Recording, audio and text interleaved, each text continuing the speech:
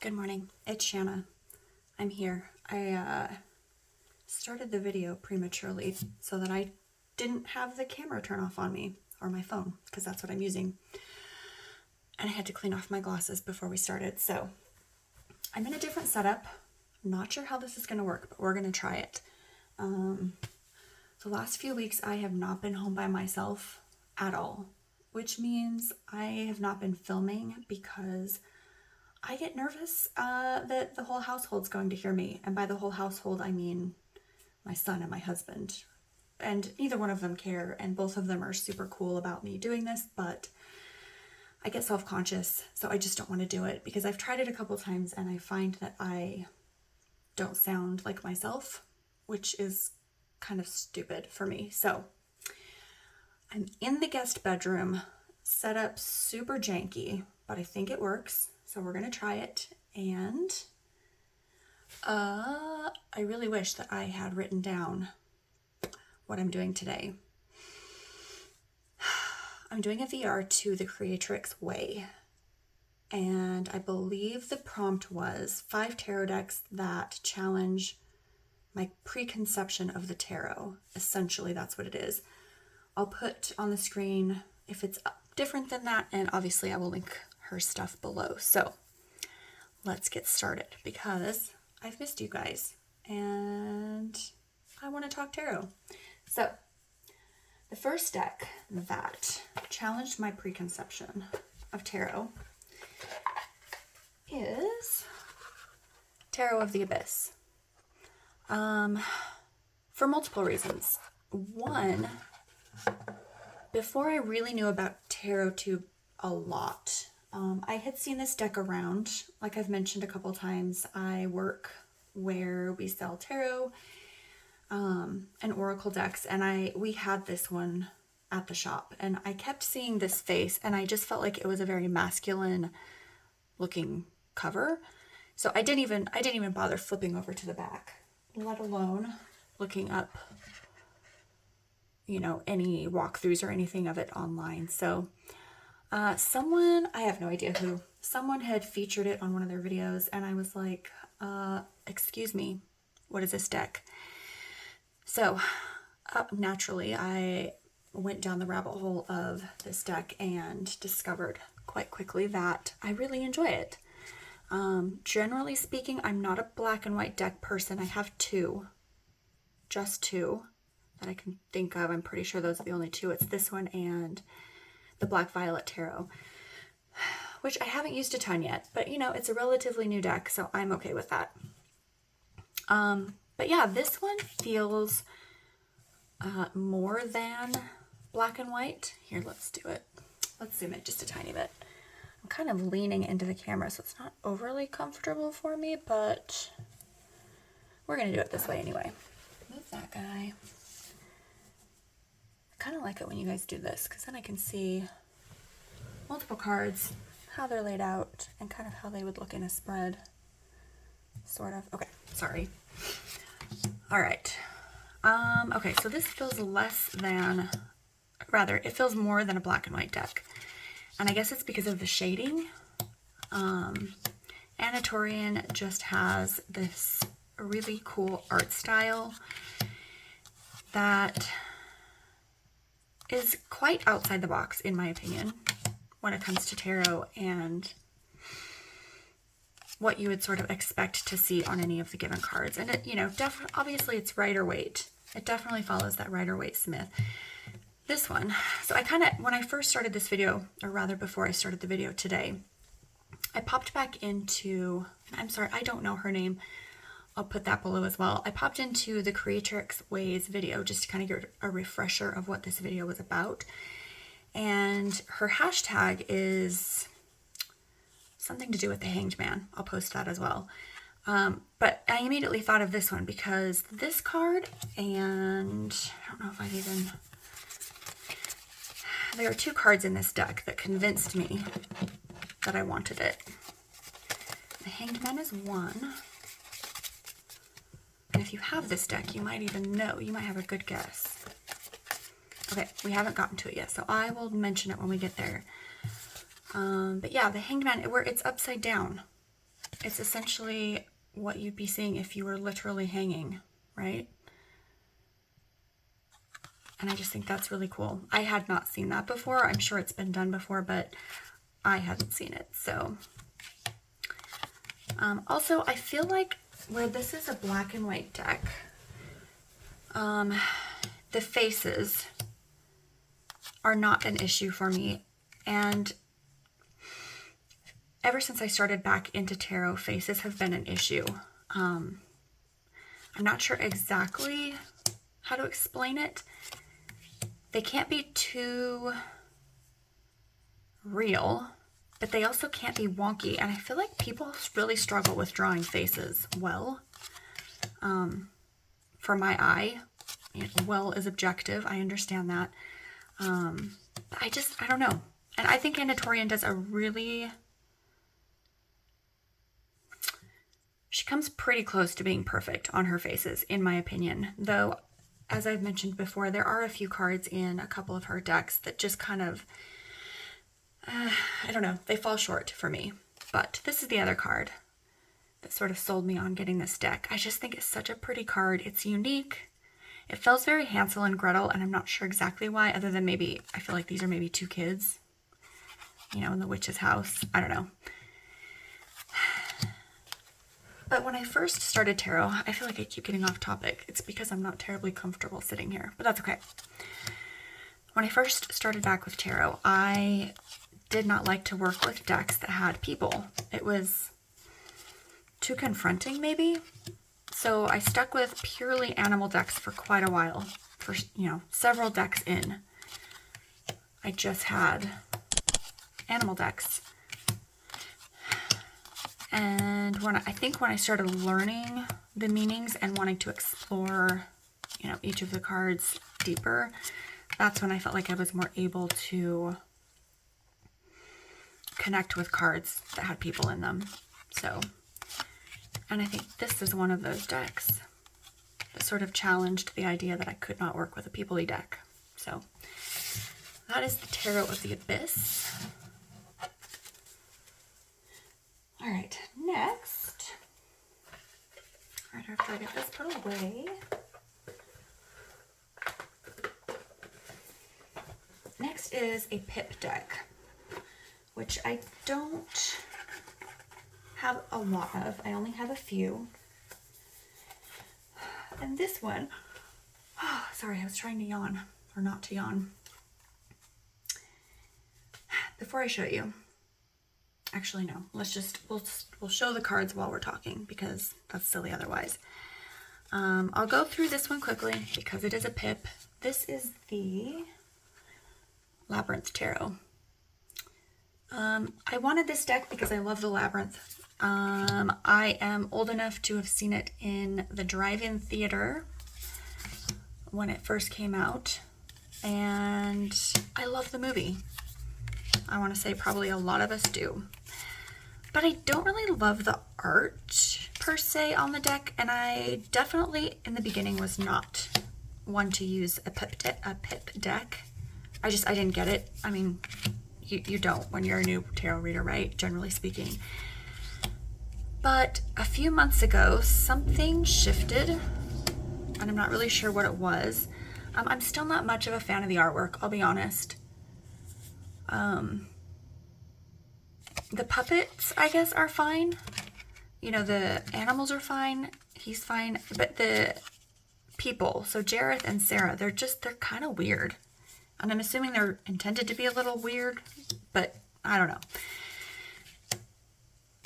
I don't know. I just wanted the deck. And I got it, and it shuffles nicely. So it's a keeper because it's one of the few decks that I keep simply because I liked the movie. Buffy the Vampire Slayer was another one I had purchased but have since moved on. I love that series. I just wasn't attached to it enough to need the deck. But this one I like. I like the pips. I like that they're each a little different. I like the colors. Like I mentioned, it shuffles nicely. And it just kind of has a vibe. I can't really explain it other than that. So this sort of puts me outside of that preconceived notion of a pip deck. And I think it's partially because each of they're just different enough, right? And I know tarot well enough now that I can use it and not, struggle with what these mean. I will say, I do struggle with the Roman numerals because beyond 5, I still, like if I really sit and think about it, I could, but this is not a deck I could read for other people with because I don't know the Roman numerals well enough to feel comfortable. One day, I want to learn numerology, I want to learn Roman numerals, and I would very much like to learn the order of the major arcana because I've mentioned it before, I don't. Hi, I'm Shanna, and I don't know the order of the major arcana. I feel like that should be a secret club, like some sort of anonymous thing where you sneak into the back of an old gymnasium and you sit around in a circle and use fake names. But yeah, I don't. And maybe that's kind of a winter project. I've mentioned it before. I've got a lot of little mini things that I want to do this winter, which is kind of nice, kind of comforting because, I don't know, I'm not really ready for fall, although the last couple of days I feel more ready. Sorry, I'm not doing this very good. Doing it very well. But yeah, I like the deck. The colors are nice. The tones. And I like that it challenged my idea of a pip deck. So, also because I mentioned it a couple times, we're going to do a shuffle. Even though my table is touching my camera stand and it's probably going to shake, but we're going to do it anyway. It's pretty nice. Did not do that well. You did a pretty good job. Let's do it again so I don't look like a liar. And I will do better. See? Better. Oops. So yeah, that is the Labyrinth Tarot. Artist. It's Insight Editions. Thomas Hayo? No idea. Anyway. Alright, next up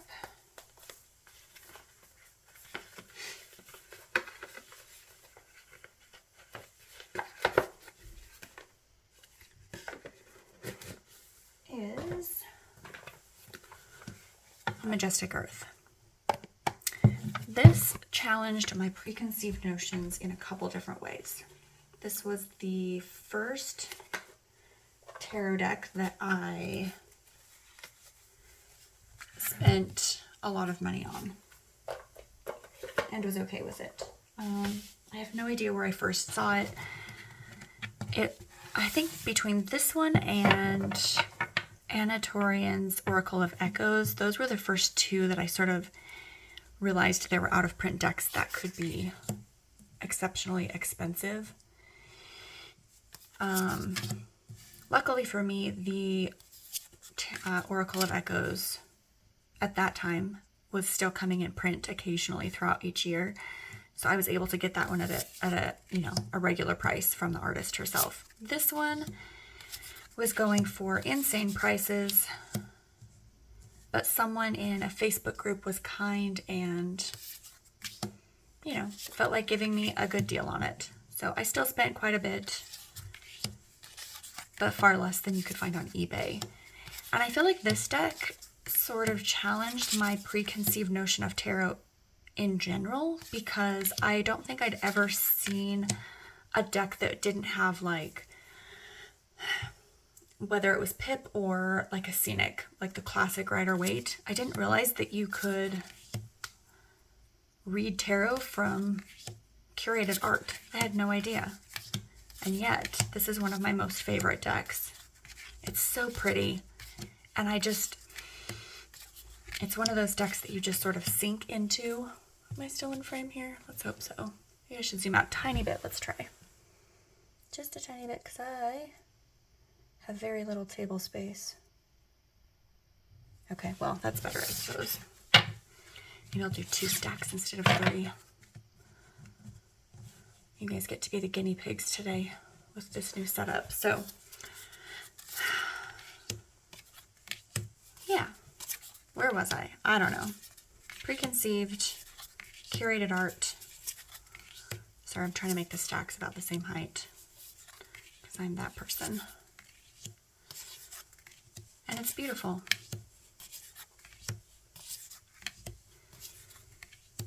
I think this was also one that I tried somewhat unsuccessfully to pathwork with. I haven't really quite grasped that just yet. Sinking into it, relaxing into the image feels different than pathworking, and I haven't quite found my way with that yet. But this one does make it easy to sink into. And I just think it's beautiful. And even though obviously, you know, it's art, it's curated art, borderless, it does have these different colored bottoms, which we all know if you've been here, especially the last few videos, I've talked about that multiple times. It's so satisfying. I don't know why, but it is for my brain.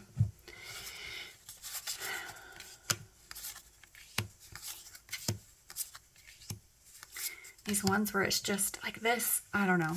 It's just so calming, I guess, maybe is the question mark, the word. Love this image. I think this is one of the images that Kara Smalls, I can't remember, used in her Artemis deck. If it's not, it's very similar, but great pick. So yeah, that is the Majestic Earth, and I think that one challenges my preconceived notion of what a tarot deck should look like. Next up is the Voyager Tarot. This one almost got rehomed, despite never using it, but I've kept it for a couple of reasons. One is that it shuffles gorgeously.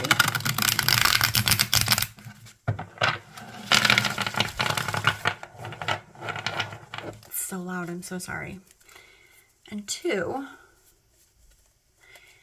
okay, there's 3 reasons. 3 is I know people have talked about these hideous green borders. I happen to love them. I think they're so cool.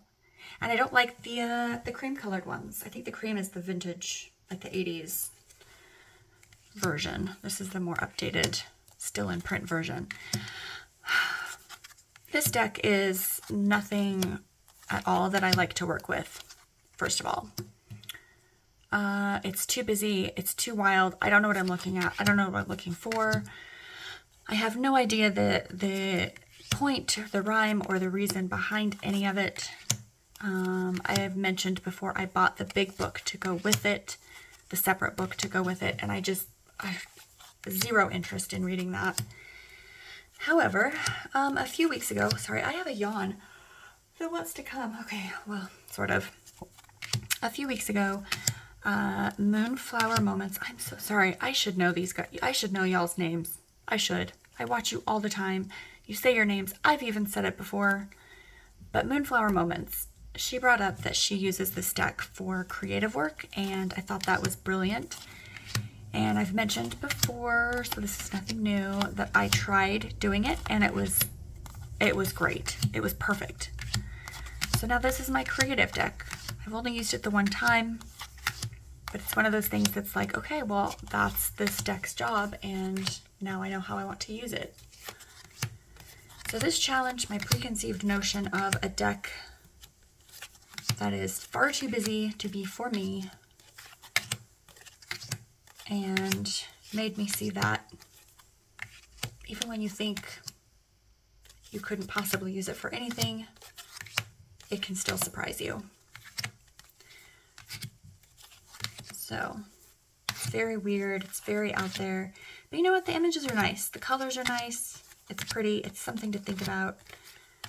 And I enjoy it. So there. Self. These are the backs. I've not been showing you the backs. I'm very sorry. Also, the little guidebook that comes with it is great. It's all I need. It's succinct and exactly what you would expect. So, nothing more is needed unless you just really like digging into, I don't know, deep thoughts and ideas, which I just generally don't. It's just not really my thing. Okay, next for preconceived notions is the Soul Cats. Now, I love a good cat deck as much as the next person.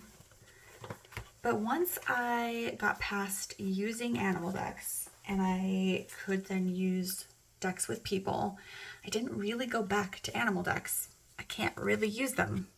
I can't really connect with them.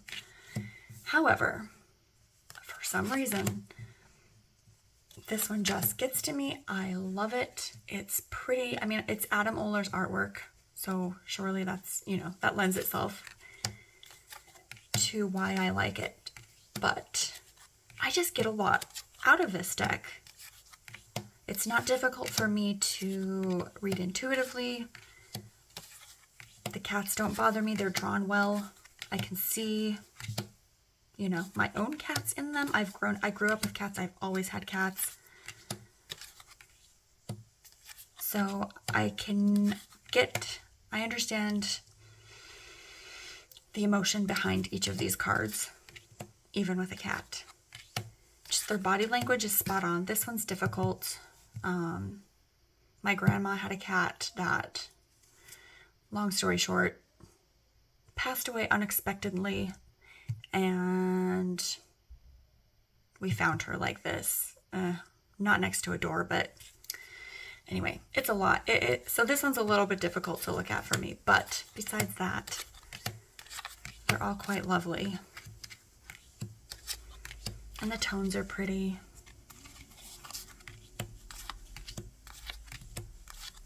And it's one of the few, well, I say the few.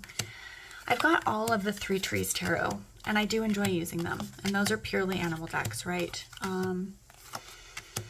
I also use the Forager's Daughter, which is completely all animals.